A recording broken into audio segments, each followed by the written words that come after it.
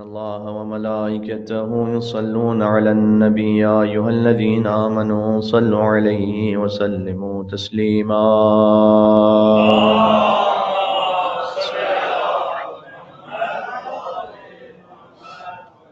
أعوذ بالله من الشيطان الرجيم بسم الله الرحمن الرحيم لا حول ولا قوة إلا بالله العلي العظيم حسبنا الله ونعم الوكيل نعم المولى ونعم النصير وبه نستعين وهو خير ناصر ومعين والصلاة والسلام على أشرف الأنبياء والمرسلين حبيب إله العالمين العبد المرتضى والنبي المجتبى والرسول المصطفى سيدنا ونبينا وشفيع ذنوبنا وطبيب نفوسنا ومولانا بالقاسم محمد اللهم صل على محمد وأهل بيته الطيبين الطاهرين المعصومين المظلومين المنتجبين المنتخبين الميامين سيما بقية الله في الأرضين عنهم الرجس وطهرهم تطهيرا صل على محمد وعلى محمد رحمة الله على محبيهم واللعنة الدائمة على أعدائهم أجمعين. جشن مولا عسکری علیہ السلام ہے تو مولا ہی کے نام سے ہم توسل اختیار کرتے ہیں. بسم اللہ الرحمن الرحیم. یا ابا محمد یا حسن ابن علی ایہا الذکی العسکری یا ابن رسول اللہ یا حجت اللہ علی خلق یا سیدنا و مولانا انا توجہنا واستشفعنا وتوسلنا بک الی اللہ وقدمناک بین یدی حاجاتنا یا وجیہا عند اللہ اشفع لنا عند اللہ. ایک اور بار یا وجیہا عند اللہ اشفع لنا عند اللہ. جشن نما ایک صلوات بید محمد علیہ وسلم.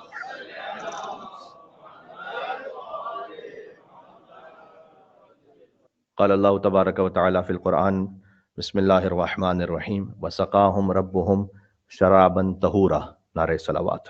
اللہم صل علی محمد وعلی محمد. شراباً طہورا کا جام پینے والوں کو 13ویں آفتاب ولایت کی آمد مبارک ہو.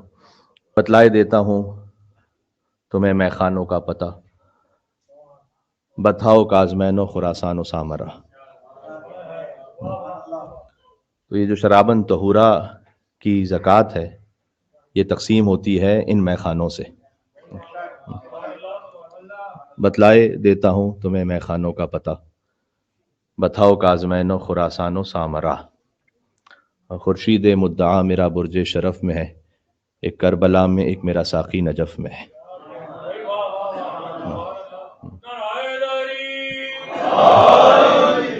ایک بڑی لطیف تعبیر یہاں پر جناب مشیر لکھنوی صاحب نے استعمال کی جو مرزا دبیر کے شاگرد ہیں جن کے یہ مصرے ہیں. خورشید مدعا.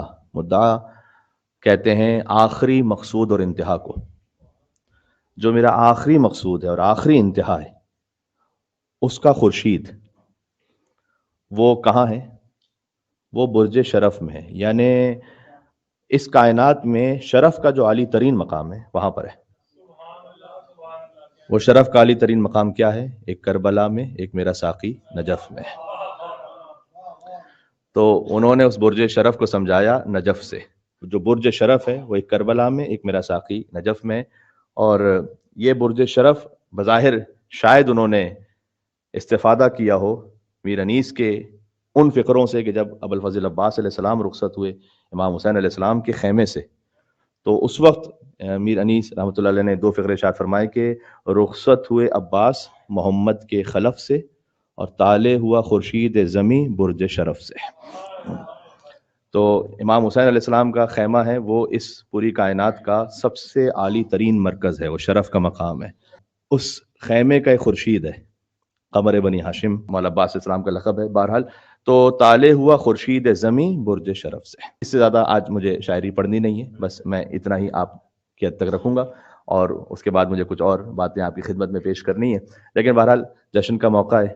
اب اگر فرض کیجئے کہ کوئی آ کر کسی مومن سے کہے کہ میرے یہاں پر خوشخبری اللہ سبحانہ و تعالیٰ نے بیٹا عطا کیا ہے، اور کے سامنے سے یوں کر کے دیکھے تو کہے گا بھائی میں آپ کو ایک بڑی اچھی خبر سنا رہا ہوں، کم از کم چہرے پہ مسکراہٹ تو ہونی چاہیے. تو یہ خود اشارہ ہے اس بات کا کہ جشن فقط سنا نہیں جاتا، جشن تو منایا جاتا ہے.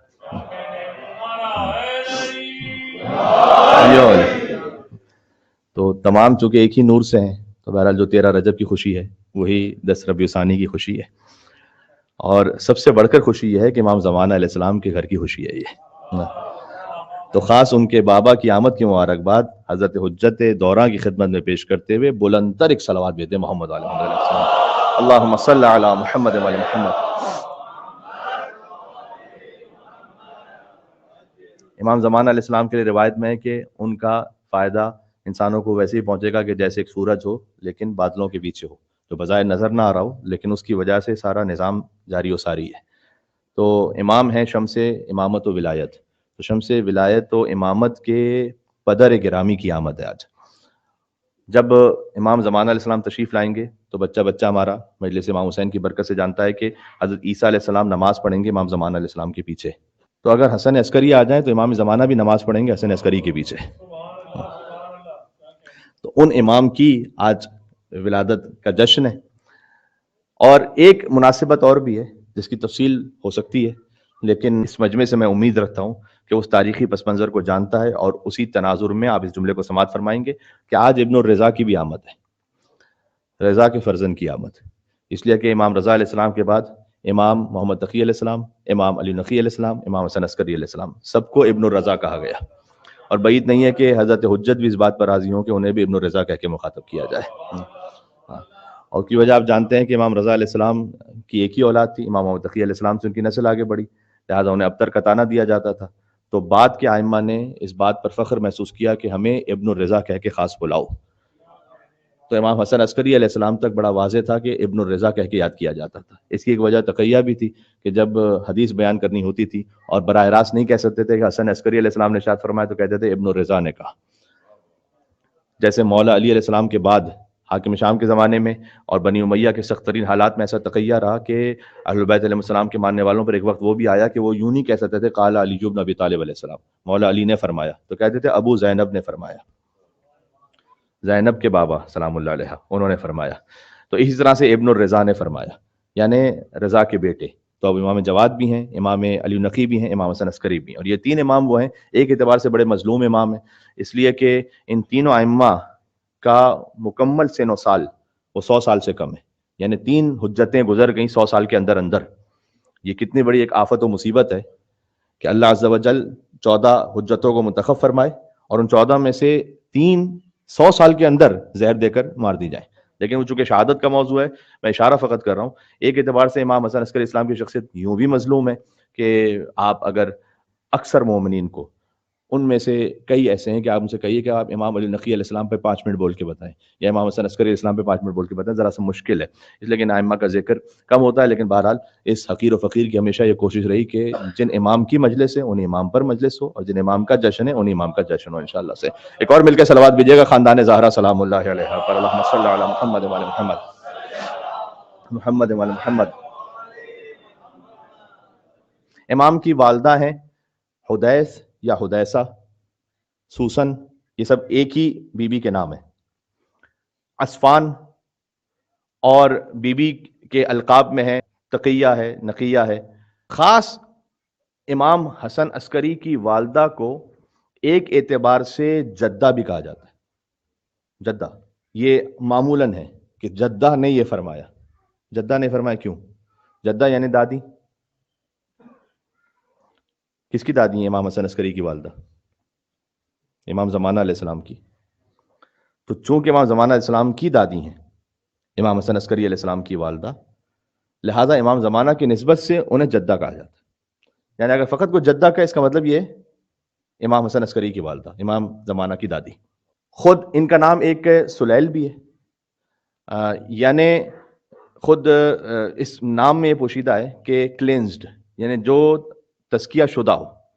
تو اس کا مطلب یہ ہے کہ امام علی نقی علیہ السلام جن کی زوجہ ہیں بی بی حدیثہ خاتون، انہوں نے خود یہ فرمایا تھا کہ اللہ تعالیٰ نے انہیں ہر آفت سے، ہر شیطانی رچ سے دور رکھا، اس لیے کہ اللہ تعالیٰ نے ان کے بطن کو منتخب فرمایا ایک ایسی حجت کی آمد کے لیے کہ جسے اللہ وہ بیٹا عطا کرے گا جو دنیا کو عدل و انصاف سے ویسے پر کر دے گا جیسے دنیا ظلم و جور سے بھری ہوگی. اب امام حسن عسکری علیہ السلام خود ان کی والدہ کے حوالے سے بہت اہم خود امام کی امامت کا ایک بڑا کردار رہا ہے، اس لیے کہ امام حسن عسکری کی جب شہادت ہونے والی تھی تو انہوں نے بھجوا دیا تھا اپنی والدہ کو شہادت سے پہلے، سامرہ سے باہر بھجوا دیا تھا، مدینہ بھجوا دیا تھا، اس لیے کہ امام جانتے تھے کہ جیسے ہی میری شہادت ہوگی تو فوراً یہ تلاش کیا جائے گا کہ اس کے بعد کون بیٹا وہ ہے کہ جو 12واں امام ہے. تو بی بی حدیثہ خاتون کو بھجوا دیا گیا تھا، اور بی بی حدیثہ خاتون وصی قرار پائیں امام حسن عسکری علیہ السلام کی، یعنی امام حسن عسکری نے وصی بنایا اپنی ہی والدہ کو. جب اپنی والدہ کو وصی بنایا تو اس میں خاص بات تھی کہ بعض اس وقت کے شیعوں کے لیے ایک عجیب سی بات تھی کہ یہ کیسے ہو سکتا ہے کہ امام کی وصی خاتون ہو. اس پر امام نے عمل کیا تھا چونکہ وہ چھپانا چاہتے تھے حضرت حجت کے اس وجود کو کہ وہ دشمنوں کے سامنے نہ آ پائے، اس لیے کہ امام حسن عسکری اسلام کی ایک بڑی یونیک رسپانسبلٹی ہے یہ کہ 12ویں کا تعارف بھی کروانا ہے لیکن 12ویں کو محفوظ بھی رکھنا ہے. تو 12ویں کا تعارف کروانے کے لیے ضروری ہے کہ لوگوں کے سامنے لے کر آئیں تاکہ پتہ چلے کہ ولادت ہو چکی ہے اور یہ شبہ نہ رہ جائے کہ پتہ نہیں 12ویں زمین پر آئے یا نہیں آئے. 12ویں کو دکھانا بھی ہے تاکہ پتہ چلے کہ امام کی آمد ہوئی ہے، لیکن حفاظت بھی کرنی ہے خلفائے بنی عباس سے. تو یہ دو ایک طرح کی اپوزٹ رسپانسبلٹیز ہیں جو ایک ساتھ امام حسن عسکری علیہ السلام کو نبھانی ہے. تو امام حسن عسکری اسلام کی شہادت کے بعد فوراً دیکھا جائے گا کہ 12ویں کون ہیں، ان کے فرزند کون ہیں. تو وصی کسے بنایا ہے تلاش کرو، حسن عسکری نے وصی کسے بنایا ہوگا. تو اگر کسی کو وصی بنایا ہے کہ جو ان کے بیٹے ہیں تو اس کا مطلب یہی امام ہے، اور اگر کسی ایسے کو وصی بنایا ہے کہ جو مثلا امام کو تو وصی نہیں بنایا، یعنی بیٹے کو وصی نہیں بنایا، کسی اور کو وصی بنایا ہے، تو پھر انہیں معلوم ہے کہ وہ بیٹا کہاں ہے. تو امام حسن عسکری علیہ السلام نے اپنی والدہ بی بی حدیثہ خاتون کو وصی بنایا اور انہیں سامرہ سے بھیج دیا باہر. اس پر علماء نے لکھا ہے کہ بالکل یہ وہی کام تھا کہ جو امام جعفر صادق علیہ السلام نے کیا کہ اپنی شہادت کے وقت وصی بنا دیا بی بی حمیدہ بربریہ کو جو امام جعفر صادق علیہ السلام کی زوجہ ہیں، اس لیے کہ امام موسیٰ کاظم علیہ السلام کا اگر اوپنلی اعلان کرتے امام جعفر صادق علیہ السلام تو ان کے گھر والے ہی کچھ ایسے تھے کہ جو امام موسیٰ کاظم علیہ السلام کو شہید کر دیتے. اب سوچئے گا آج ہمارے سامنے جو بڑی آرام سے دینیات کی کتاب میں لکھا ہوتا نا پہلے امام یہ، دوسرے امام یہ، تیسرے امام یہ، چوتھے امام یہ، اس وقت کے شیعوں کو نہیں معلوم تھا. غیر تو چھوڑ دیں کہ اپنوں کو اتنا آسان نہیں تھا کہ وہ معلوم کریں کہ بالآخر ہیں کون سے امام. یہاں تک کہ ایسے ایسے موقع بھی آئے کہ مہینوں مہینوں کا سفر کیا شیعوں نے اور امام کے چاہنے والوں نے فقط اس بات کو معلوم کرنے کے لیے کہ ان کے بعد امام ہیں کون، ایک سوال پوچھنے کے لیے. مثلا امام جعفر صادق السلام نے ابو بصیر کو بتا دیا تھا کہ میرے بعد امام ہیں. ایک احتمال یہی ہے جو پورا واقعہ پیش آیا اس سے لگتا یہ ہے کہ ابو بصیر کو مثلا بتا دیا کہ موسیٰ کاظم میرے بعد امام ہے، لیکن ابو بصیر کو منع کیا کہ کسی کو نہ بتانا. اب ابو بصیر کی موت ہو رہی ہے اور وہ ہے مدینہ سے باہر، اور ابو بصیر نے اپنے بیٹے کو یہ تو بتا دیا ہے کہ جعفر صادق تک امام کون ہے، لیکن ابو بصیر کو یہ خطرہ ہے کہ مجھے جو جعفر صادق علیہ السلام نے بتایا کہ میرے بعد موسیٰ کاظم ہے وہ میرے بیٹے کو کیسے پتا چلے گا، میں اپنے بیٹے کو نہیں بتا سکتا اس لیے کہ امام نے منع کیا. تو ابو بصیر نے خاص اپنے بیٹے کو بھیجا اس بات کو معلوم کرنے کے لیے کہ وہاں مدینہ میں جا کر پوچھنا کہ میرے بابا دنیا سے جا رہے ہیں تو جعفر صادق کے بعد امام کون ہے، تاکہ کوئی ایک لمحہ بھی ایسا نہ گزرے تم مجھے آ کر خبر دو، اور اگر اس وقت تک میں زندہ ہوں تو کوئی ایک لمحہ بھی ایسا نہ گزرے کہ دوسرا امام آ چکا ہو اور میں ان پر ایمان نہ رکھتا ہوں تو کہیں جاہلیت کی موت نہ مر جاؤں. اس طریقے سے ابو بصیر اپنے بیٹے کے لیے چاہتے تھے کہ وہ جب جا کے معلوم کریں گے تو انشاءاللہ وہاں کے حالات میں انہیں یہ معلوم ہو جائے گا کہ امام جعفر صادق کی اگر شہادت ہو چکی ہے تو امام موسیٰ کاظم امام ہے. اب دیکھیں کتنا سخت ہے یہ. احمد ابن اسحاق آتے ہیں، اب میں امام حسن عسکری پہ آ جاؤں، وہ قم سے آ رہے ہیں. قم کہاں، سامرہ کہاں. آج بھی آپ بائی بس جائیے تو بڑا مشکل سفر ہے. تو زمانے میں وہ گھوڑوں پر، گدھوں، خچروں پر سفر کر کے پہنچے قم سے امام حسن عسکری علیہ السلام سے ملنے کے لیے. امام حسن عسکری سے ملنا کوئی بہت آسان ہے کیا؟ کہ امام ایک گھر میں ہے، میں نے نوک کیا، امام نے دروازہ کھولا، میں اندر چلا گیا. نہیں، کنٹونمنٹ ایریا ہے، سارے سپاہی، سارے فوجی. امام بات کیسے کرتے تھے اپنے چاہنے والوں سے؟ سبزی فروش، پھل فروش اور کوئی کام کاج کرنے والے ان کے بھیس میں آتے تھے امام کے پاس، امام کے چاہنے والے گفتگو کرنے کے لیے. امام کے گھر کے پاس ایک شخص آواز لگا رہا ہے مثال کے طور پر کہ موسمبی 2 درہم کلو، موسمبی 2 درہم کلو. امام نے گھر کی ونڈو کھولی مثلا، اور وہ وہی آوازیں لگا رہا ہے، اسی دوران امام سے گفتگو بھی ہو رہی ہے، اور امام اسی دوران اس کو کچھ خطوط بھی دے دیں. کیسے خطوط دیں؟ کچھ مثلا عثمان ابن سعید کے لیے لکھا ہوا ہے کہ ایسا برتن انہوں نے تیار کیا ہوا تھا کہ جس کی 2 لیئرز تھی، اوپر روغن تھا، اندر خط تھے. امام نے ایک شخص کو ایک عصا دیا کہ اس کو جا کے عثمان ابن سعید کو دے دینا. عثمان ابن سعید امام کے وکیل ہیں بغداد میں، علی ابن مہزیار ہیں اہواز میں، احمد ابن اسحاق قمی ہیں قم میں. یہ سارا وکلا کا سسٹم اس لیے ضروری ہے کہ امام جانتے کہ میرے بعد غیبت کا زمانہ شروع ہونے والا ہے، تو ڈائریکٹ لوگ امام کو نہیں دیکھ سکیں گے. اس کا مطلب یہ ہے کہ کوئی وکیل ہونا چاہیے کہ جس کے ذریعے سے امام تک وہ پہنچے اور امام سے رابطہ رہے. وہ ایک شخص جس کو دیا تھا عصا، کہا عثمان ابن سعید کو جا کے دے دینا. کبھی کبھی آپ جاتے ہیں راستے میں تو ایک نیرو ایسی گلی آ جاتی ہے کہ جہاں سے گزرنا مشکل ہو، یا سامنے والا گزر سکے آپ گزر سکیں. تو اس طرح سے سامنے ایک سواری میں شخص آیا، یہ شخص جس کو عصا دیا امام نے کہ جا کے دے دینا بس. کتنا تسلیم ہونا پڑتا تھا امام کے حکم کے سامنے.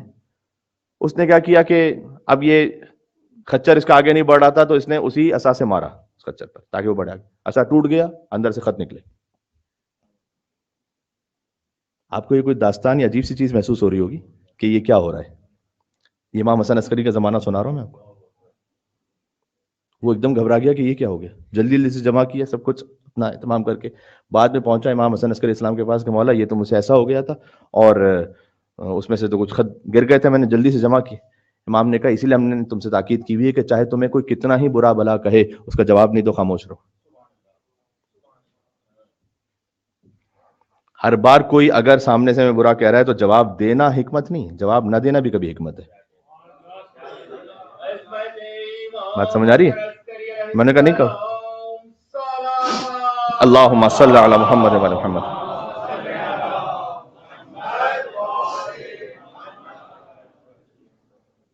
تو امام نے کہا کہ ہم نے اسی لیے کہا جواب نہ دو، بلکہ جب امام خود اپنے گھر سے باہر نکلتے تھے تو امام نے تاکید کی ہوئی تھی کہ تم میں سے کوئی بھی مجھے دیکھے نہ مجھے سلام کرے نہ مجھ سے بات کرے. اب ایک شیعہ کے لیے کتنا مشکل ہے. فرض کیجئے کہ آپ کے مرض تقلید یہاں پر آ کے تشریف فرما ہو اور آپ ہی فقط انہیں جانتے ہیں، لیکن کہا جائے کہ آپ نے بات نہیں کرنی. آپ کہیں گے کہ میں، کتنے لوگ کہتے ہیں کہ ایک فقط سلام تو کر لوں، کم از کم ہاتھ کا بوسہ لے لوں. فقط امام میں وقت حجت خدا، وہ گزر رہے ہیں تو کسی نے بات کرنا چاہی، تاریخ میں نام بھی لکھا ہوا ہے بلخی اس کا نام. امام نے ابھی وہ بولنے والا تھا، امام نے اپنے لبھائے مبارک پر ایسا ہاتھ رکھا، نہ بولو نہ بولو. اچھا، ایک طرف اس طرح کے زمانے میں امام علیہ السلام ہے، یعنی امام سے جب کوئی بات کرے گا تو در حقیقت اس کی جان کو خطرہ ہے. اس لیے کہ جو امام سے کانٹیکٹ میں ہے ان کو بہت انٹیلیجنس اس کو دیکھ رہی ہے. دوسری طرف سے خود عباسی گورنمنٹ جو پوری خلافت کا سلسلہ ہے یہ بہت ویک بھی ہو گئی ہے، اتنی اسٹرانگ نہیں امام حسن عسکری کے زمانے میں. تو معتز گزرا ہے، پھر اس کے بعد مہتدی، اور اس کے بعد پھر معتمد جس نے امام کو زہر دیا. تو معتز کا تو خود ہی اشر کیا گیا سامرہ میں کہ اس کو برہنہ کر کے اس کے دربار کے صحن میں لا کر اس کو قتل کر کے اس کو دیوار میں چنوا دیا گیا. یعنی یہی حشر ہوا خود اس کے اپنے دربار میں، اپنے کیپٹل میں. تو ترکوں کا بہت زیادہ ہولڈ ہے اور ترک دربار میں داخل ہو چکے ہیں، اور ان آفیشلی بہت سارے بیوروکریسی کے معاملات ترک چلا رہے ہیں. تو عباسی خلفاء بھی اتنے زیادہ پاورفل نہیں، لیکن ان کی نظریں امام پر اس لیے ہیں کہ امام کو سامنے رکھ کر سب کو انتظار ہے کہ 12واں کون ہے. میں انشاءاللہ اپنی بات آپ کو سمجھا سکا. سامرہ کے اندر بڑی سختی ہے، سامرہ سے باہر نکل جائیں شیعوں پر اتنی زیادہ سختی نہیں ہے جیسے کہ پہلے حالات میں. مثلا متوکل کے حالات میں تو بہت زیادہ سختی تھی. مثلا بنی امیہ بنی عباس کے بہت سارے دور ایسے, مثلا ہارون رشید کے زمانے میں جس طرح سے عباسی گورنمنٹ پاورفل ہے, اس طرح سے اس زمانے میں نہیں ہے. یہ وجہ ہے, آپ اگر ریلیٹ کر پائیں اس بات, یہ وجہ ہے کہ امام علیہ السلام نے کہا کہ اگر تمہاری جان کو خطرہ نہیں ہے اور تقیے کا کوئی موقع بھی نہیں ہے تو پھر اپنے شیعہ ہونے کا اظہار کرو. مولا کیسے اظہار کرے؟ کہ 5 علامتیں, دائیں ہاتھ میں انگشتری پہنو. علامات المؤمن خمسن, یہ حدیث امام حسن عسکری کی ہے. زیارت الاربعین, جاؤ 40 پر, جو کہ وہ خطرہ نہیں رہا پہلا والا. اچھا, اس میں سے ہر ایک کا ایک کوڈ ہے. یہ کیوں امام نے کہا ہے کہ شیعوں کی علامت ہے صلاۃ 51 و زیارت الاربعین و تعفیر الجبین و تختم بالیمین والجہر بسم اللہ الرحمن الرحیم. یہ 5 علامتیں. یہ 5 علامتیں کیا ہیں شیعوں کی؟ کہ انگشتری دائیں ہاتھ میں پہنو, سب سے پہلے ترتیب سے, جیسے ترتیب میں امام نے کہا 51 رکعت نماز پڑھو. اس میں کیا کوڈ ہے؟ کیوں کہنا چاہ رہے ہیں امام کہ تم یہ کرو, جس میں سے 17 رکعت واجب ہے, 34 رکعت مستحب ہے؟ کیوں کہنا چاہ رہے ہیں امام؟ اس لیے کہ شیعوں پر ایک الزام یہ کہ سنت رسول کو یہ فالو نہیں کرتے, کہ تم فرض کے ساتھ سنت بھی پڑھو, تاکہ تم سے یہ الزام دھل جائے کہ شیعہ ہی تو اصل اہل سنت ہے.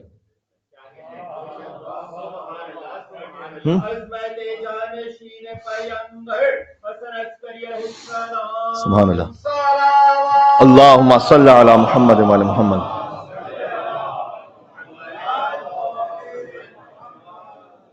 سنی اگر رسول اللہ کی پیروی کرنے والے کو کہتے ہیں تو علی ابن ابی طالب سے بڑھ کے کوئی سنی نہیں ہے. اور شیعہ اگر علی سے محبت کرنے والے کو کہتے ہیں تو محمد مصطفیٰ سے بڑھ کے کوئی شیعہ نہیں ہے.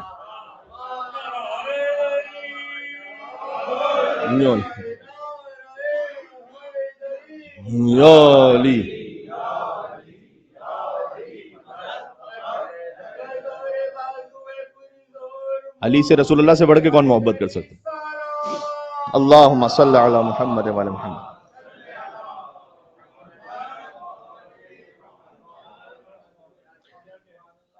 تو یہ جو 5 علامت امام حسن عسکری علیہ السلام نے بیان فرمائی ہیں, ان میں سے ہر ایک میں ایک رمز ہے. صلاۃ 51, 51 رکعت نماز پڑھو. وزیارت الاربعین, 40 پر جاؤ. اس سے امام حسن عسکری السلام نے یہ بھی سمجھایا 40 کسی امام کا نہیں ہے سوائے امام حسین علیہ السلام کے. آپ دیکھیے, نہ کوئی 40 کی مجلس ہوتی ہے کسی امام کی, نہ کوئی 40 کی مخصوص زیارت ہے. اس سے یہ بات بھی سمجھ میں آ جاتی ہے کہ ہمارے بعض وہ محترم احباب کہ جو 21 رمضان کی مناسبت سے مولا علیہ السلام کا 10واں کرنا چاہتے ہیں عید کے دن, تو عید کے دن اگر کوئی امام حسین علیہ السلام کے مصائب پڑھے تو اس میں نہ صرف کہ کوئی حرج نہیں ہے بلکہ ممدوح بات ہے, اس لیے کہ خود عید کے دن امام حسین علیہ السلام کی زیارت پہ جانا مستحب ہے, مخصوصی ہے امام. لیکن 10واں کہنا مولا علی کا نہیں, یہ وہ چیز ہے کہ جو ہم نے خود سے شروع کی ہوئی ہے. اس لیے کہ جب 40 ہی نہیں ہے تو پھر 10واں 20واں 30واں کیسے ہو گیا؟ اب مولا علی کا وہ جو 10واں کہتے ہیں وہ 40 تو نہیں مناتے مولا علی کا. 21 رمضان پر اگر 40 منائیں گے مولا علی کا تو 21 شوال پہ 30 دن ہو گئے, اور 10 دن اور بڑھائیے تو یکم ذی القعدہ بی بی معصومہ کم کی ولادت ہے. 40 منائیں گے کہ ولادت کا جشن منائیں گے؟ اس سے ایک اور بڑی مثال دے دوں, اگر آپ اس طرح سے 40 منانے لگیں گے تو 3 جمادی ثانی بی بی کی شہادت ہے. جمادی ثانی کے بعد ہے رجب, 3 رجب اور اس کے بعد 13 رجب, بی بی فاطمہ کا 40 ہے.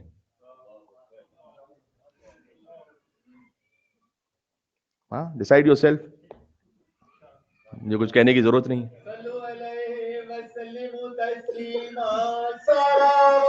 اللہم صلی علی محمد و علی محمد.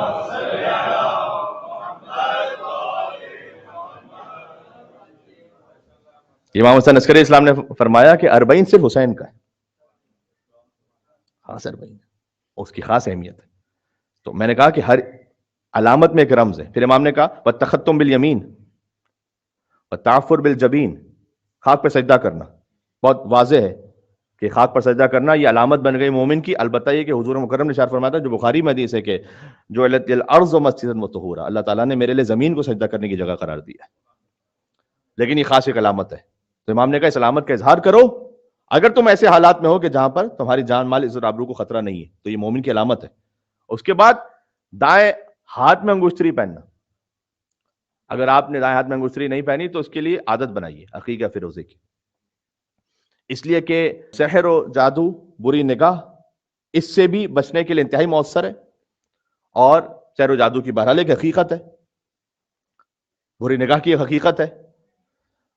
तो सादा सा तरीका, दाएं हाथ में अकीक की अंगूठी पहनना, वो अकीक के जिसने पत्थरों में सबसे पहले मौला अली की विलायत की गवाही दी, इसलिए ये अकीक की अंगूठी पहनना मुस्तहब है। वो दाएं हाथ, दाएं हाथ में क्यों? ये इमाम हसन अस्करी इस्लाम किस राज की तरफ इशारा करना चाह रहे हैं? इसलिए कि जब सिफीन में, जंग सिफीन, एक मौका ऐसा आया कि अब हकमियत से फैसला होना है, यानी एक नुमाइंदा मौला अली इस्लाम के लश्कर से होगा, एक माविया के लश्कर से। मौला अली इस्लाम ने सबसे पहले मालिक अश्तर को मुतय्यन किया। उन्होंने कहा कि जनाब ये तो आप ही का है, हम नहीं मानेंगे, ये न्यूट्रल फैसला नहीं करेंगे। अच्छा, ये कोई नहीं पूछने के लिए तैयार कि अमर इब्न आस कहां से? मौला अली इतने मजलूम थे, इसलिए तो मौला अली ने फरमाया है कि मैं चाहता हूं कि अपने 10 दे दूं, उसका एक ले लूं वहां से लश्कर में, क्योंकि वो अपने इमाम बातिल पर पाबंद है, तुम अपने इमाम बरहक पर शक करते हो। तो इमाम ने मालिक अश्तर को मुतय्यन फरमाया। अच्छा, मालिक अश्तर ना सही तो फिर इब्ने अब्बास, कहने नहीं, इब्ने अब्बास भी बिल्कुल आप ही की साइड पर है। तो इमाम ने कहा कि बस पे तुम्हारे हवाले, जैसे करना चाहो कर लो। अब जब तुम नहीं करना है तो अबू मूसा अशरी। अब अबू मूसा अशरी, कुछ लोग होते हैं कि जो समझते अपने आप को बहुत कुछ है लेकिन होते सिफर बटा सिफर है ना सर है ना पैर है, बाकी सब खैर है। तो जश्न है तो फिर थोड़ा सा अबू मूसा अशरी। अब सिफीन में कभी मौलाना ने तौफीक दी तो मैं पढ़ूंगा आपकी खिदमत में तफसील से।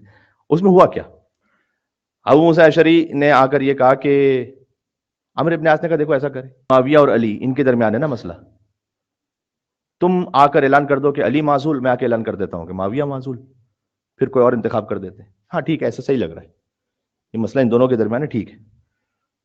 तो अमर इब्न आस ने कहा कि माशाल्लाह आप बुजुर्ग हैं, तशरीफ ले जाइए, माशाल्लाह माशाल्लाह।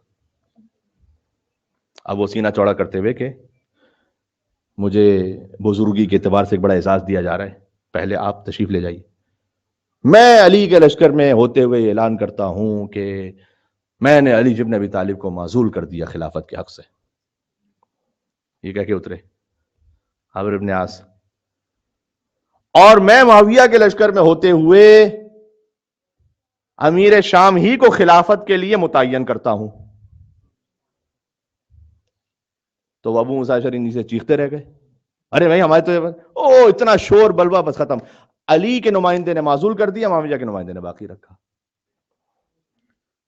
तो उस वक्त अमर इब्न आस ने ऐलान कैसे किया था? ये मैं इमाम हसन अस्करी पे बात कर रहा हूं, तो ये सारी बात क्यों कर रहा हूं मैं? दाएं हाथ में उसके पहले अंगुश्तरी थी, किसके? अमर इब्न आस के। उसने इस तरह से बिला तशबीह यूं निकाला अंगूठी को, कहा जैसे मैंने इस अंगूठी को अपने दाएं हाथ से निकाला है, मैंने इसी तरह से अली इब्न अबी तालिब को हक़ खिलाफत से निकाल दिया। उसके बाद अपने बाहने हाथ में अंगूठी पहनी, और जिस तरह से मैंने अपने बाहने हाथ में अंगूठी पहनी है, वैसे ही मैंने मुआविया इब्न अबी सुफियान को खिलाफत के लिए मुतय्यन कर दिया। ये क्यों था? देखें, लोग विजुअल्स को याद रखते, खाली जुमलों को नहीं। ये रसूल अल्लाह ने क्यों गदीर में बुलंद किया था, मन कुन तो मौला फहाज़ा अली।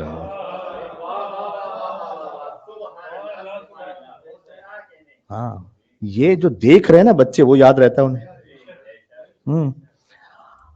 तो अब उसने इस तरह से, ये मैंने ऐसे यूं निकाला, ये सबको याद रहेगा, इस तरह से करके मैंने यूं हाकिम शाम को मुतय्यन कर दिया।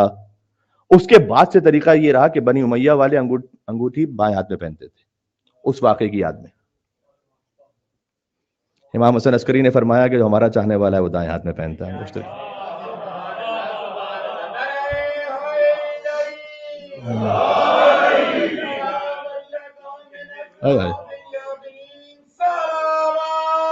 अल्लाहुम्मा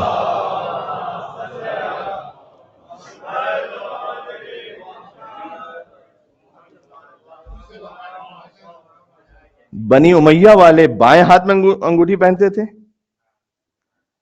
اچھا اگر کسی نے دائیں ہاتھ بائیں ہاتھ میں دونوں میں پہنی بھی ہے تو میں اس کو یہ نہیں کہہ رہا کہ وہ بنی امیہ کو بیٹھا ہوا ہے یہاں پر. ہاں کبھی کبھی بعض مومنین نے بائیں ہاتھ میں بھی پہنی بھی ہوتی، لیکن دائیں ہاتھ میں بھی پہنے اس کے بعد بائیں ہاتھ میں پہن لیا جائے تو کوئی حرج نہیں رہتا، اس لیے کہ وہ ایک علامت پوری ہو گئی. تو انہوں نے جب یہ کیا تو مولا علی علیہ السلام وہ دائیں ہاتھ میں پہنتے تھے، اور امام سے پوچھا گیا کہ امام موسیٰ کاظم علیہ السلام سے کہ دائیں ہاتھ میں کیوں پہنتے تھے مولا علی؟ کہ اس لیے کہ دائیں ہاتھ والے ہیں اصحاب الیمین،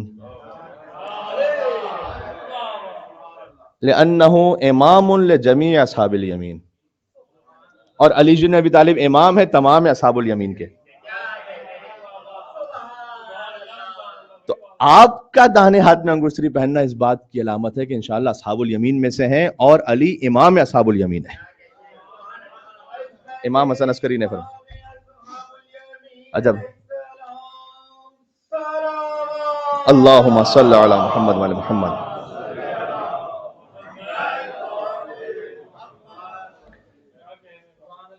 یہ واضح ہو رہا ہے کہ امام حسن عسکری علیہ السلام کیوں فرما رہے ہیں کہ داہنے ہاتھ میں انگشتری پہننا مومن کی علامت میں سے. یہ حدیث امام حسن عسکری علیہ السلام کی تھوڑی سی تشریح کر رہا ہوں میں. تو امام علیہ السلام نے یوں کہا کہ اب حالات ایسے ہیں، یعنی ایک زمانہ ایسا آیا کہ اہل بیت علیہ السلام کے چاہنے والوں نے انہی کے حکم سے داہنے ہاتھ میں انگشتری پہننا چھوڑ دی تھی، اس لیے کہ یہی ایک علامت بن گئی تھی کہ جس کے داہنے ہاتھ میں انگشتری، اس کا مطلب یہ ہے کہ وہ مولا علی کا چاہنے والا ہے. آج بھی ایسے ہی ہوتا ہے پاکستان میں، آپ کسی مقام پہ جائیے، اس نے عقیق کو دیکھا آپ کے داہنے ہاتھ میں، اس نے کہا یا علی مدد. کیا مطلب ہے اس کا؟ آج تک علامت ہے. تو یہ امام حسن عسکری اسلام بتلا کے گئے. اچھا امام علیہ السلام تو اب دین بھی پہنچانا ہے، جان مال کی حفاظت بھی کرنی ہے. تو میں نے کیا کہا؟ امام کہتے ہیں مجھ سے ڈائریکٹ نہیں بات کرو. تو خطوط جاتے ہیں، برتنوں کی الگ الگ لیئرز ہیں، لاٹھیوں میں خطوط کو ڈال کر لے کے جاتے ہیں. امام علیہ السلام سامرہ میں ایسے حالات میں ہیں کہ 6 سال امام کا زمانہ امامت ہے، تمام ائمہ میں کم ترین، یہ خود مظلومیت امام کی، تمام ائمہ میں کم ترین زمانہ امامت، ایسے کہ 2 سال کے بعد امام کی ولادت ہے 232 ہجری، 234 میں سامرہ آ گئے. پھر سامرہ سے کہیں گئے ہی نہیں جا سکتے تھے. 254 میں امام النقی کی شہادت ہوئی، 260 میں امام حسن عسکری کی شہادت ہو گئی. یہ تاریخیں کچھ یاد رہنی چاہیے آپ کو. تو امام کی ٹوٹل جو ظاہری زندگی اس وقت ہے 28 ایئرس، 28 میں سے 26 گزرے سامرہ میں. واحد امام جو حج پہ نہیں جا سکے، روح حج تو خود حسن عسکری ہے، اس میں تو کوئی شک نہیں، لیکن فزیکلی نہیں جا سکے حج پہ ظاہر میں. اچھا آپ کوئی بہت سے لوگ دیکھ رہے ہوتے ہیں آن لائن، اچھا تو مولانا امام اگر حج پہ نہیں جا سکے تو کتنے ایسے لوگ ہوتے ہیں کسی نے 20 حج کیے، کسی نے 30 حج کیے، تو وہ تو افضل ہو گئے. پھر تو ایسا تو نہیں کہ افضل ہو گئے. بظاہر امام حسن عسکری امام حسین کی زیارت پہ بھی نہیں جا سکے. تو مولانا ہم نے تو کچھ 30-35 زیارتیں کی ہوئی ہیں، تو امام حسن عسکری تو ایک بھی زیارت نہیں کر پائے. زیارت کی تو اتنی فضیلت ہے، تو کتنی فضیلتیں حاصل ہوئی ہوں گی. یہاں سے ایک اصول سمجھ میں آتا ہے. ابو ذر کے لیے حدیث ہے، حضور نے فرمایا آسمان نے سایہ نہیں کیا، زمین نے بوجھ نہیں اٹھایا کسی ایسے شخص کا جو ابو ذر سے زیادہ سچا ہو. اصدق من ابی ذر، کوئی ایسا ہے ہی نہیں. ایک شخص آیا صادق آل محمد کے پاس، آ کے کہا کہ آپ کے جد کی حدیث ہے؟ کہ جی ہے. کہا تو پھر آپ بھی تو آسمان کے نیچے زمین کے اوپر ہیں. اس نے نام لیا محمد علی حسن حسین. آپ کے جد نے کہا کہ آسمان نے سایہ نہیں کیا، زمین نے بوجھ نہیں اٹھایا جو ابو ذر سے بھی زیادہ سچا ہو. آپ بھی تو یہیں پر ہیں. امام نے کہا کہ مہینے کتنے سال کے؟ کا 12. کا زیادہ احترام والے کون سے ہیں جنہیں ہم حرام مہینے کہتے ہیں؟ کا رجب، ذی القعدہ، ذی الحج، محرم. کا رمضان اس میں سے کیوں نہیں ہے؟ جبکہ رمضان میں ایک رات وہ ہے جو 1000 مہینوں سے بہتر ہے.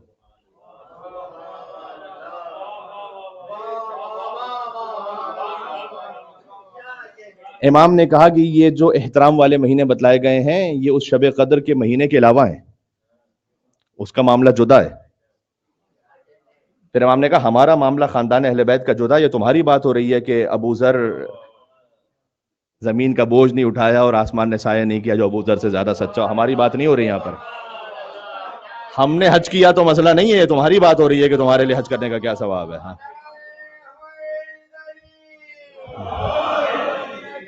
امامت سمجھ میں آ رہی ہے؟ اللہم صلی علی محمد وعلی محمد۔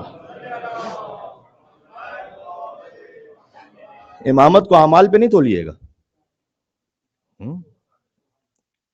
امامت کا تعلق اعمال سے نہیں ہے، ظاہری اعمال سے۔ ان کا وہ جو کسی کی فضیلت بیان ہو رہی ہے وہ اس مرحلے کے بعد ہے۔ میں نے دو تین باتیں کہیں، ایک یہ کہ امام پر ایک بڑی ذمہ داری ہے کہ 12ویں کا تعارف بھی کروائیں، 12ویں کو چھپائیں بھی۔ تو کچھ لوگوں کو دکھایا، کچھ کو نہیں دکھایا۔ احمد ابن اسحاق، وہ جملہ کہہ رہا تھا پورا کر دوں، وہ آ رہے ہیں، اللہ اکبر، قم سے آئے صرف یہ پوچھنے کے لیے مولا حسن عسکری آپ کے بعد امام کون ہے؟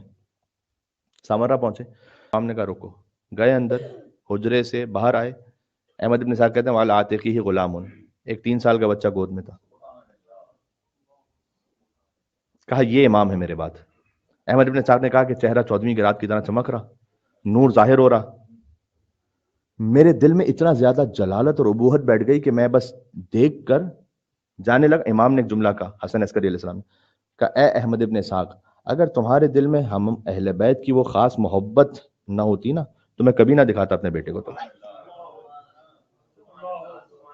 احمد ابن اسحاق باہر نکلے، کہتے ہیں میرے دل میں ایک سوال تھا وہ تو بھول ہی گیا امام سے کرنا، کہ کیا ان سے بھی کوئی علامت ظاہر ہو سکتی ہے خود امام زمانہ سے؟ کاش پوچھ لیتا۔ اگلے دن پھر کسی بہانے سے آئے امام کے پاس بیٹھے، میں دیکھنا چاہتا ہوں، زیارت کرنا چاہتا ہوں، پھر امام لے کر آئے۔ کہ میرے دل میں خیال آ رہا ہے کہ اب میں ان سے پوچھوں کہ اس بچے نے فصیح عربی میں بولنا شروع کیا، انا بقیت اللہ العظم والمنتقم من اعدائہ۔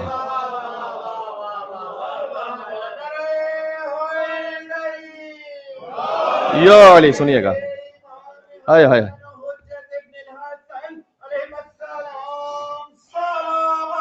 اللہم صلی علی محمد وعلی محمد۔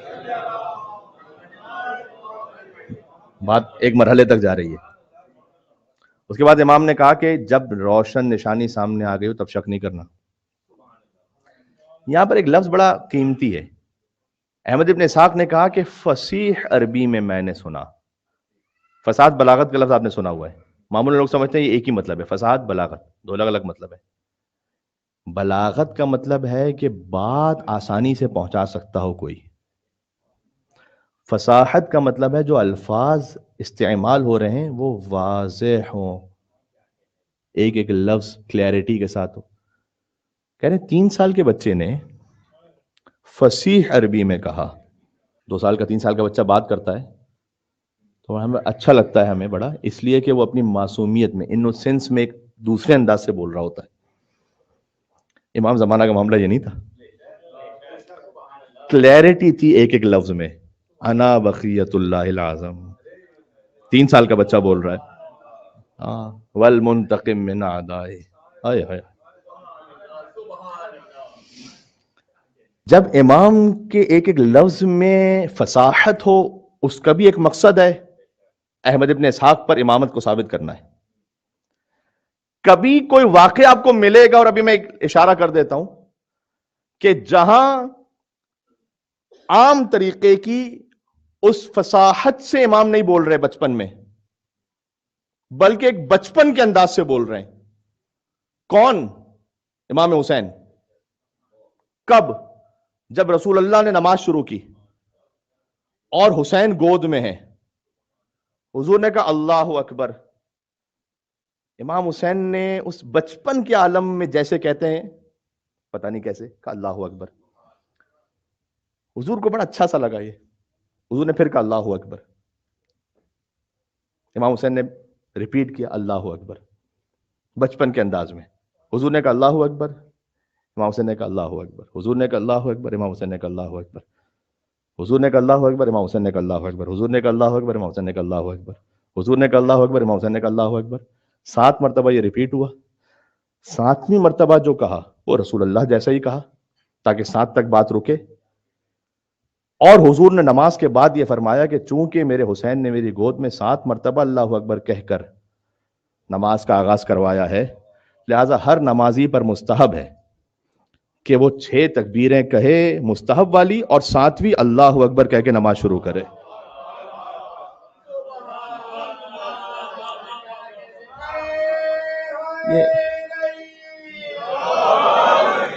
ہائے ہائے، ان کی معصومیتیں بھی نا وہ دین کا حصہ بن جاتی ہیں۔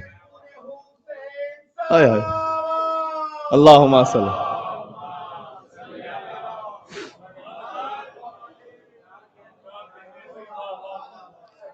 بچپن کی معصومیتیں وہ شریعت کا حصہ بن جاتی ہیں۔ ہائے ہائے ہائے۔ تو بہرحال امام حسن عسکری علیہ السلام کو امام زمانہ کو دکھانا بھی ہے، حفاظت بھی کرنی۔ ایک بات اس خاطر ہے کہ وکلا کا ایک سسٹم قائم کیا تاکہ بعد امام علیہ السلام کے بعض وکیلوں کے ذریعے سے پہنچے، ہر ایک امام کے پاس نہیں آ سکتا، اور یہ سسٹم پہلے سے ائمہ نے شروع کر دیا تھا۔ یہ خود اجتہاد پر یا تقلید کے سلسلے میں ایک دلیل ہے۔ جب امام علیہ السلام بھیج رہے ہیں احمد ابن اسحاق کے پاس کہ میرے پاس نہیں ہے، اسے پوچھ لو قم میں، تو احمد ابن اسحاق معصوم ہے کیا؟ معصوم تو نہیں، لیکن امام جانتے ہیں کہ ہر ایک مجھ تک آ نہیں سکے گا، لہذا کوئی نہ کوئی ایسا سسٹم بنا کے دینا ضروری ہے کہ جو قابل اعتماد ہے اور جو امام کی قربت رکھتا ہے اس سے پوچھ لو مسئلہ، ورنہ اور کوئی ہیومن پاسبلٹی نہیں ہے۔ ہر ایک کے ساتھ معجزہ نہیں ہو سکتا کہ امام علیہ السلام اس کے قلب پر آ کے ودیت فرمائیں گے۔ تو یہ جو سسٹم تھا یہ ائمہ علیہ السلام کے زمانے سے شروع ہو چکا تھا۔ زکریا ابن آدم ایک بہت بڑی ہستی کا نام ہے، 8ویں امام کے زمانے میں امام سے کسی نے قم سے خط لکھا، امام نے کہا کہ مجھے کیوں خط لکھا ہوا ہے؟ زکریا ابن آدم ہے نا، ان سے پوچھ لو، وہ تمہاری دنیا کے لیے امان ہے، آخرت کے لیے امان ہے۔ یہ جملہ امام کا۔ زکریا ابن آدم وہ شخصیت ہیں کہ جب آتے تھے نا امام کے پاس خراسان، تو راوی کا بیان ہے کہ پوری پوری رات زکریا ابن آدم اور امام رضا علیہ السلام اکیلے بیٹھے رہتے تھے، فجر کے وقت تک امام رضا علیہ السلام اتنا وقت دیتے تھے زکریا ابن آدم کو کہ پتہ نہیں کون کون سے اسرار تنہائی میں خاص بٹھا کر انہیں منتقل فرماتے تھے۔ یہ سسٹم امام رضا نے قائم کیا، پھر امام جواد نے اس کو بڑھایا، امام علی نقی علیہ السلام، امام حسن عسکری علیہ السلام۔ لہٰذا اب امام علیہ السلام چونکہ ان کی شہادت کے بعد امام ظاہر سامنے نہیں ہوں گے، امام غائب ہوں گے اب، اس لیے یہ بھی تاریخوں میں لکھا ہوا ہے کہ جس محفل میں امام بیٹھتے تھے تو کوئی نہ کوئی معجزہ دکھا دیتے تھے۔ کثرت سے معجزات ہیں امام حسن عسکری کی زندگی میں، کثرت سے، ہر بات پر معجزہ دکھاتے تھے۔ معمولاً جو یہ خط لے کر آتے تھے نا لوگ، خط کا متن کو پڑھتا ہی نہیں تھا، امام خود ہی بتاتے تھے۔ کتنے ایسے واقعات ہیں کہ امام کو کسی نے بغیر انک کے خط لکھا ہے، امام نے جواب دیا اور نیچے اس کے باپ کا نام لکھا۔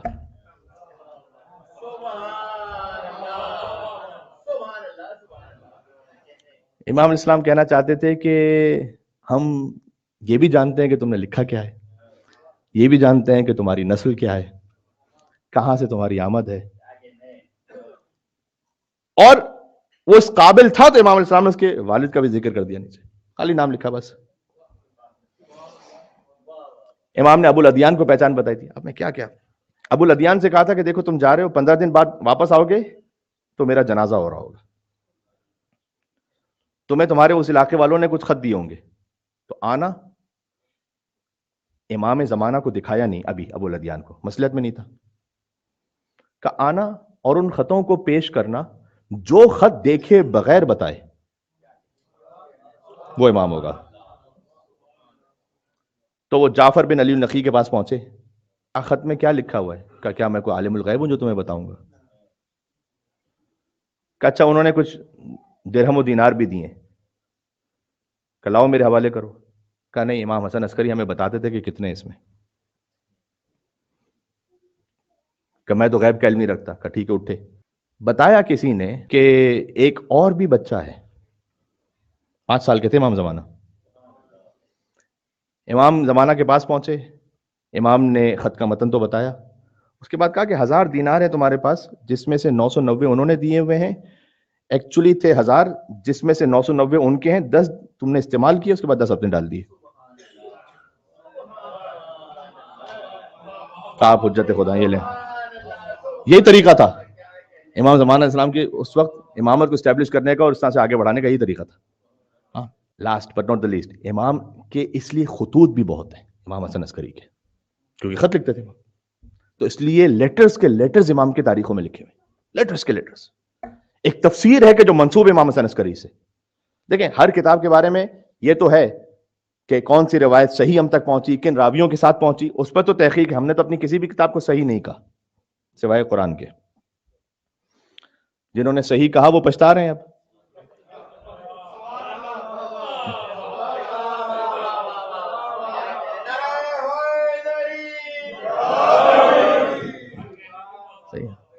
آپ اگر صحیح کہیں گے تو کچھ مقصد حاصل کرنے کے لیے، تاکہ وہ ایک ریڈ لائن بن جائے کہ اس پہ کوئی اعتراض نہ کر سکے، تو پھر آپ بتائیے کہ بی بی فاطمہ سلام اللہ علیہ کے لیے کیا لکھا ہوا ہے وہاں پر، بتائیے.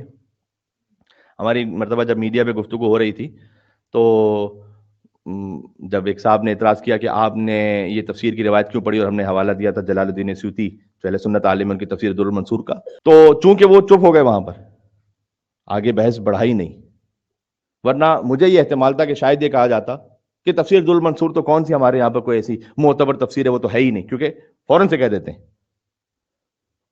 تو پھر یہی گنجائش رہ جاتی تھی کہ اچھا ٹھیک ہے پھر بخاری پہ بات کرتے ہیں کہ پھر وہاں بی بی فاطمہ کے لیے کیا لکھا ہوا ہے، بات کر لیتے ہیں. تو ہم نے تو کتاب صحیح نہیں. یہ میں کیوں کہہ رہا ہوں؟ اس لیے کہ امام حسن عسکری علیہ السلام کی تفسیر، اب امام حسن عسکری کی تفسیر ہے تو اس میں تو کوئی تفسیر غلط نہیں ہو سکتی نا، لیکن منسوب امام حسن عسکری سے کون سی روایتیں واقعی امام حسن عسکری کی ہیں، کون سی صحیح ہیں، کون سی حسن ہیں، کون سی موثق ہیں، کون سی ضعیف ہیں، یہ اپنے مقام پر بحث ہے. لیکن امام حسن عسکری کی ایک تفسیر بھی ہے، یعنی تفسیری روایات بھی ارشاد فرمائی بہت. خود وضو کے لیے ارشاد فرمایا، یہ وضو روزمرہ کا کام، اس لیے میں آپ کو بتاؤں امام حسن عسکری کا کلام ہے. فرمایا کہ باوضو رہا کرو، اس لیے کہ جب وضو میں چہرے کو دھوتے ہو تو اللہ وہ گناہ معاف کر دیتا ہے جو چہرے سے ہوئے ہوں. پھر ہاتھوں کو دھوتے ہو تو اللہ ان گناہوں کو معاف کر دیتا ہے جو ہاتھوں سے ہوئے ہوں. سر کا مسح کرتے ہو تو ان گناہوں کو معاف کر دیتا ہے جو سر سے ہوں. اب اللہ جانے کوئی بھی کیفیت ہو. اور پیروں کا مسح کرتے ہو تو اللہ ان گناہوں کو معاف کر دیتا ہے جو پیروں سے ہوئے ہوں. اور وضو سے پہلے اگر بسم اللہ الرحمن الرحیم کو پڑھتے ہو تو اللہ ہر عضو کے گناہ کو معاف کر دیتا ہے. اور وضو جب مکمل کرتے ہو تو امام نے خاص انداز سے خدا کی حمد و ثنا ارشاد فرمائی.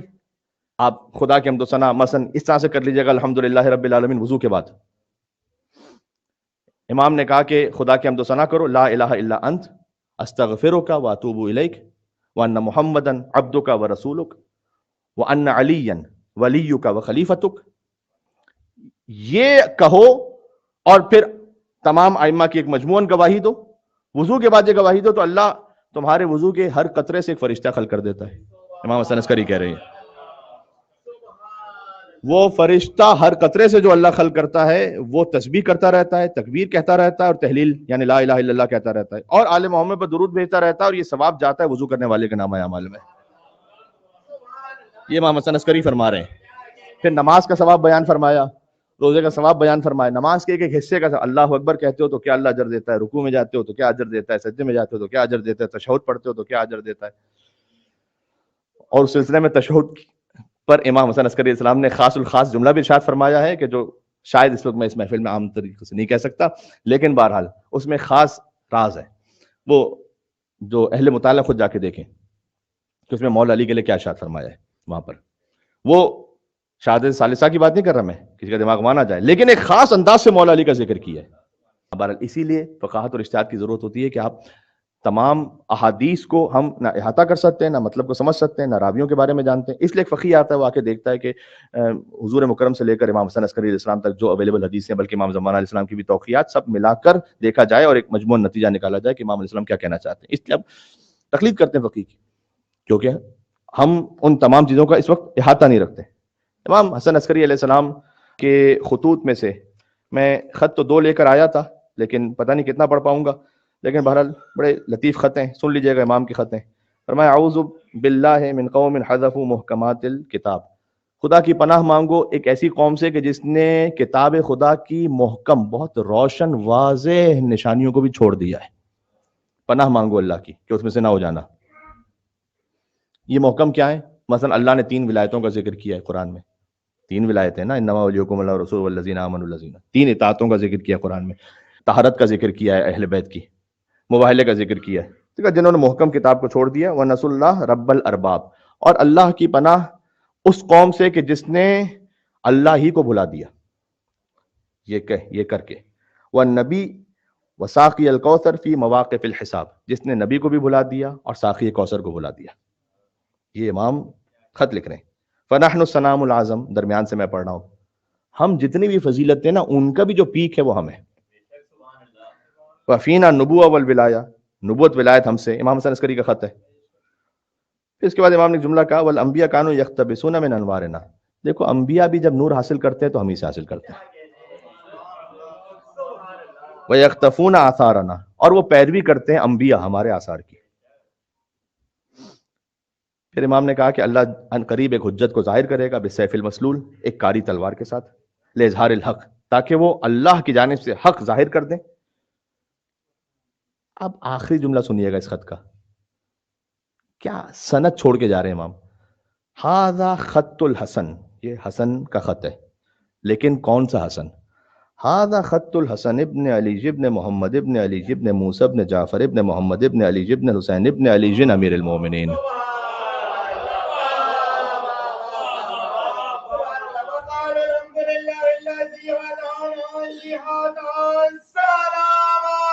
اللہم صل علی محمد وعلی محمد۔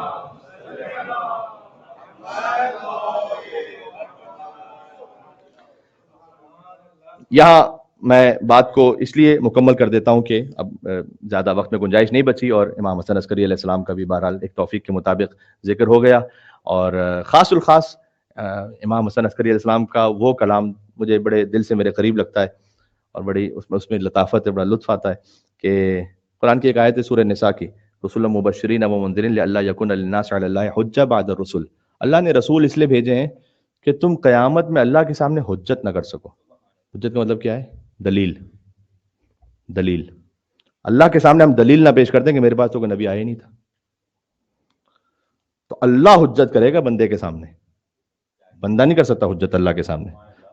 اللہ قرآن میں کہہ رہا ہے رسول مبشرین و منذرین لئلا یکون للناس علی اللہ حجہ، کہ اللہ کے سامنے تم حجت نہیں کر سکو، ہم نے دلیل بھیج دی ہے، اس لیے امام کو حجت اللہ کہا جاتا ہے، اللہ پر دلیل، اللہ کی معرفت کا دروازہ۔ دو مصرے سن لیں گے۔ آگہی میں اب کہاں کوئی خلا موجود ہے، کوئی ویکیوم تو نہیں رہ گیا، اب آگہی میں اب کہاں کوئی خلا موجود ہے، جب علی نے کہہ دیا بس خدا موجود ہے۔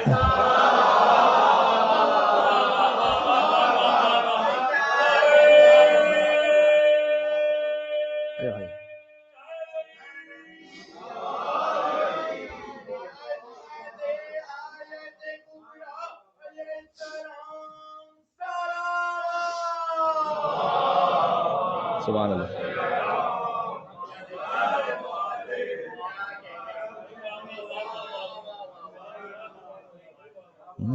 آگہی میں اب کہاں کوئی خلا موجود ہے، ہمارے محترم بھائی کی خواہش پہ دوبارہ پڑھ رہا ہوں، جب علی نے کہہ دیا بس خدا موجود ہے۔ سر تسلیم خم ہے، آپ کو جو اللہ سبحانہ وتعالیٰ کی معرفت ہے وہ آپ کی عقل سے بھی ہے بے ذات، لیکن اس کے بعد جب اس کی تفصیل میں آپ جاتے ہیں تو پھر جب امیر المومنین فرمائیں، جب ابا عبداللہ الحسین فرمائیں متى غبت تحتاج الى دلیل، پروردگار تو غائب کب ہے کہ تیرے لیے کسی دلیل کی ضرورت پیش آئے۔ یہ ابا عبداللہ الحسین علیہ السلام فرمائیں دعا عرفان، متى غبت حتى تحتاج الى دلیل، غائب کب ہے تو، یہ دعا عرفہ سے پڑھ رہا ہوں، حتى تحتاج الى دلیل، دلیل اللہ کے لیے چاہیے اب ہم جیسوں کو، جن کی معرفت اللہ سبحانہ وتعالیٰ سے بلا فصل ہے، ان کو دلیل کو اللہ کی الگ سے تھوڑی چاہیے۔ وہ کس سے معرفت حاصل، کس ذریعے سے معرفت حاصل کریں اللہ کی، جب وہ خود ہی نور اول ہے، کس ذریعے سے معرفت حاصل کریں، سب تو ان کے بعد ہے نا، تو متى غبت، تو غائب کب ہے، بات واضح ہو رہی ہے، آپ چل رہے ہیں میرے ساتھ ساتھ، حتی تحتاج الى دلیل، کہ تیرے لیے کسی دلیل کی ضرورت ہو. تو اس لیے امام کیا ہے؟ حجت اللہ. کاش بات پہنچا سکوں. مولا حسن عسکری کے جشن میں آپ ہیں.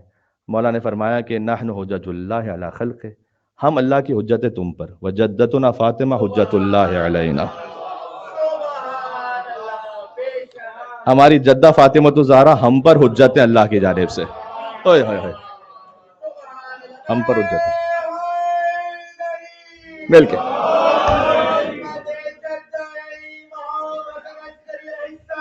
جشن ختم ہو گیا. مل کے اللہم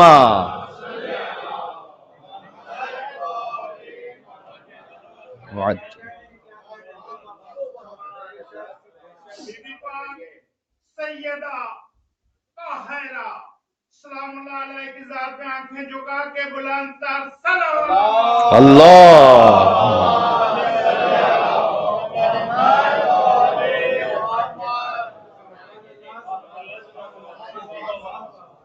میرے خیال میں اس درود کے بعد اب امام حسن عسکری کی بارگاہ میں جشن قبول ہو چکا ہے میرے خیال میں انشاءاللہ سے.